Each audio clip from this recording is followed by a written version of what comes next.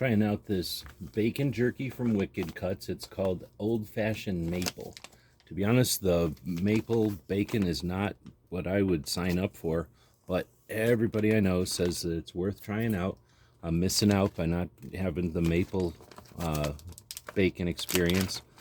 So let's try this out. First off, I'm impressed because they give you this sealed. Now, often you're going to, this bag's going to be gone if you've got some friends around. But if you are by yourself, you can seal this back up. That's pretty nice. And I got to tell you, right off, I thought these were going to be like dripping wet with maple syrup or something. And they're not. Like, that's a lot of bacon in there. I'm going to get some out of here. Looks like mostly full strips. And definitely impressed. I mean, that looks like bacon that could come off the table.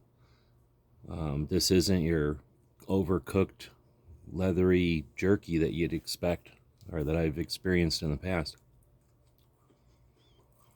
I can tell by holding it that it had like crystalline feel from sugar, and that's what it is. It's the bacon,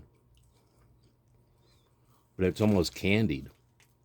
So this is a little different than I expected. I think I might have seen bacon jerky that was kind of smothered in a syrup. This is dry, so it's not getting stuck to my hands or anything.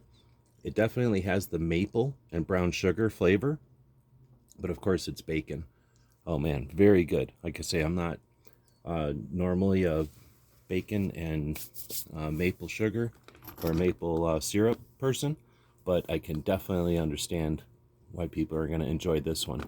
I hope this helps. I want to thank Wicked Cuts for sending us this one to check out.